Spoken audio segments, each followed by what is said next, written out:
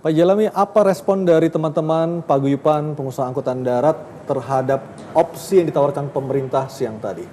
Pada saat tadi kami pertemuan dengan Kominfo, dengan Menteri Rudiantara, Menteri Rudiantara menjelaskan, jadi bla bla bla bla kita juga nggak jelas, yang intinya juga kita tahu bahwa mereka juga tidak bisa untuk menutup aplikasi. Akhirnya pada saat mereka menerangkan, kami tinggal keluar. Artinya ketika Menteri menerangkan, teman-teman PPAD langsung keluar karena all out semuanya, karena kan dalam intinya itu mereka itu memang tidak mau menutup aplikasi tersebut. Nah, karena juga memang kita tidak menerima hal seperti itu, kita langsung keluar. Jadi, tanpa permisi juga ke Rudiantara, kita langsung keluar.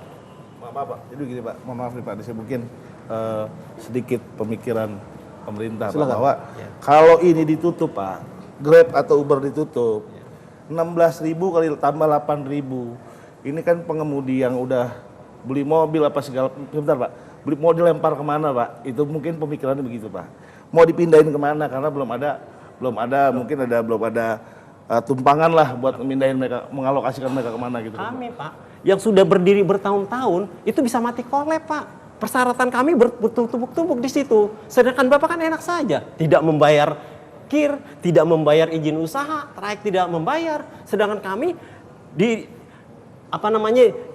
harus membayar persyaratan-persyaratan yang ada.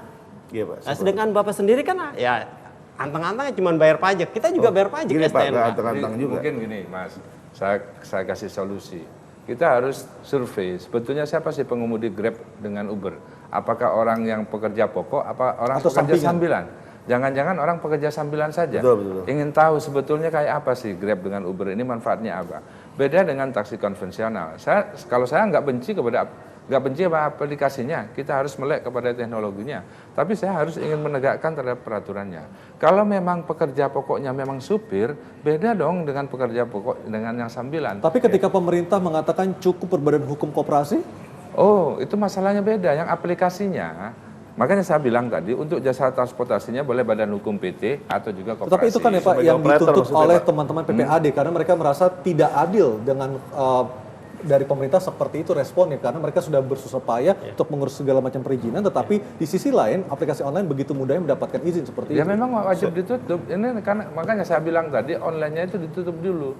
Kalau dia pakai transportasi umum, undang-undangnya pakai lex specialis yang nomor 22. Ini tinggal pemerintah aja. Saya ini rasa ada kalau mau bicara politisasi izin atau tidak? Pak, kalau bicara izin, saya rasa pemerintah memang belum kasih izin Pak. Ya kan, baik perusahaan Uber maupun Grab, saya yakin itu belum diizin, belum aplikasinya dapat dia izin. Ya kalau bicara aplikasinya mungkin dapat, tapi kalau misalkan mereka menjadi operator sekaligus menjadi operator, mungkin itu yang belum, itu dua hal yang berbeda Pak. Ya kan, dua hal berbeda. Perusahaan aplikasi yang menciptakan software, ya kan, terus perusahaan aplikasi tersebut yang menjadi operator juga, itu kan artinya kan ada dua hal yang berbeda jadi satu. Gitu Pak, artinya nggak bisa dibilang perusahaan teknologi aja Pak sebenarnya kayak gitu, ya kan Pak, itu pikiran saya, pendapat saya. Ini Pak ya, untuk pengajuan operator kita belum selesai untuk pengajuan tersebut, kita tidak bisa ngurus ke Badan Pelayanan Terpadu Satu Pintu Pak. Misalkan kita belum istilah kata nih, belum resmi menjadi operator, kita pengajuan rekom itu ditolak sama Badan Pelayanan Terpadu Satu Pintu. Kenapa Pak Menteri sendiri ya kan, dia kan belum resmi, badan hukum itu belum diurus, kenapa mereka juga tetap dijalankan? Masalahnya gitu, begini Pak, masalahnya begini, mohon maaf nih Pak, masalahnya bukan tetap dijalankan, tapi masalahnya gini kan, ini aplikasi kan bisa dipakai di mana aja Pak, di belakang rumah apa segala macam. Permasalahannya itu Bapak itu kan pelakunya itu transportasi, itu yang mengganggu kami. Harusnya kan pemerintah peka terhadap ini. Betul. Pemerintah tahun 2015 juga udah mulai sigap untuk membenahi Pak sebenarnya Pak. Kami ini perusahaan istilah kata angkutan yang resmi udah bertahun-tahun. Kalau dibiarin begitu aja kita mati kolab. Anak istri kami itu mau makan apa? Harusnya pemerintah dalam hal ini juga harus bijaksana. Tutup dulu itu permasalahan aplikasi sampai mereka juga mengurus badan usahanya. Seperti kami halnya. Boleh koperasi, boleh perusahaan. Boleh koperasi, boleh perusahaan. Kami sendiri di PTSP itu sangat-sangat susah. Belum selesai badan usaha kita urus, tidak bisa untuk mengurus. Sampai sekarang pun jadi operator bajai kalau udah susah. berbadan usaha koperasi udah bisa Pak? Kalau koperasi koperasi oke. Tadi pembahasan tadi, saya nggak tahu nih Pak. Yang Bapak koperasi tahu oke. Tapi kan persyaratan izin operator itu harus ada Pak. Izin operator. Izin penyelenggaraannya Pak ya? Penyelenggaraannya itu harus ada dengan persyaratan. Permasalahannya gini Pak, mungkin itu juga permasalahan saya juga Pak. Sama Pak, saya juga pengen ngurus izin penyelenggaraan, tapi permasalahannya seperti saya tanya kembali tadi. Saya ngajuin izinnya kemana? Saya ke BPTSP, satu pintu itu ngantri jam 5 pagi sampai jam 8 sore.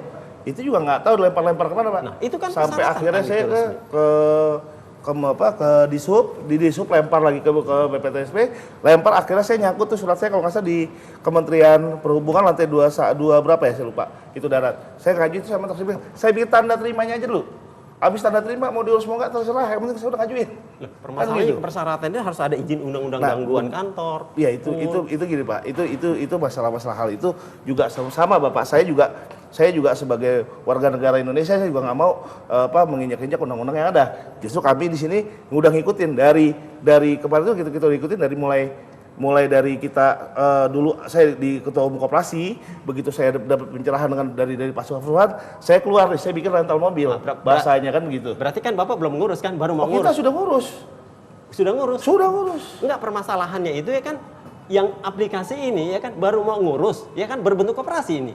Kalau izin operatornya sudah ada belum? Pak, kalau Uber itu sudah memiliki sudah di backup sama koperasi udah lama Pak. Izin operatornya sudah ada belum? Izin operator belum ada tapi kan? Belum ada. Nah, itu yang dipermasalahkan. Uber dan Grab itu hanya pegang izin aplikasi online-nya aja. Iya. BKPM kan sudah ngakui bahwa Grab dengan Uber itu hanya izin portal aplikasi aja. Adapun jasa transportasi, kalau memang dia ingin mengambil jasa transportasi, ya urus dong izin-izin sesuai dengan yang konvensional.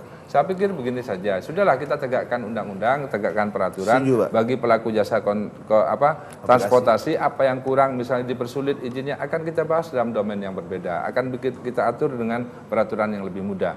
Misalkan Mas ini mengurus tadi ada kesulitan, akan kita bantu gitu. Makasih Pak. Pak Jelani, apakah demonstrasi hari ini merupakan demo yang terakhir atau masih akan ada demo yang lebih besar lagi atau demo lanjutan ya keesokan hari? Saya rasa kita PPAD ini akan meneruskan masalah aksi karena pemerintah dalam hal ini juga tidak tegas. Tidak tegas dalam artian bahwa ya ini kita masih tetap aplikasi online ini masih tetap beroperasi. Harusnya di stop dulu sampai mereka itu mengurus permasalahan badan usahanya.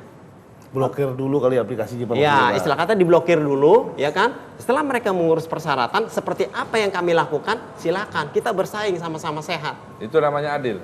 Itu. Saya rasa masalah tarif juga harus ditentukan oleh pemerintah.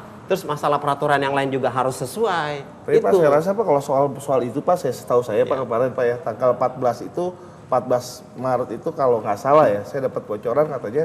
Kalau nggak salah Pak Menteri udah merekomendasikan hal tersebut Pak, bahwa akan ada pemblokiran Pak, ada pemblokiran gitu. Tapi nggak dilakukan oleh Menkominfo. Ya, tapi sama waktu itu kalau nggak salah suratnya ke Presiden ya Pak ya. Enggak, Pak Jonan dari surat kepada Menkominfo tapi nggak dilakukan sebetulnya. Makanya ini Menteri Komunikasi Informatika ini harus tegas dong. Dia jangan hanya jual aplikasinya, tapi begitu transportasi umumnya dia lepas tangan. Ini bukan urusannya, nggak bisa. Pemerintah itu general, semua nggak mengurus person-person. Terakhir Pak Jelani, apakah besok masih akan ada demo susulan? Kemungkinan kita pengurus-pengurus PPAD akan mengadakan musyawarah kembali kapan kita akan mengadakan aksi. Dan sambil menunggu apa keputusan pertemuan antara Menkominfo dan Menhub besok ya? Iya, kemungkinan kita akan menunggu keputusan itu. Oke, baik. Jadi masyarakat Jakarta besok tidak akan ada demonstrasi dari sopir angkutan umum, jadi transportasi bisa berjalan normal seperti biasanya. Itu pesan dari PPAD, dari Pak Jelani. Dan terima kasih Bapak-Bapak atas waktu yang berbincang bersama kami malam hari ini. Dan demikianlah pemirsa Talk to iNews untuk malam hari ini. Saya Aryo Ardi, terima kasih dan sampai jumpa.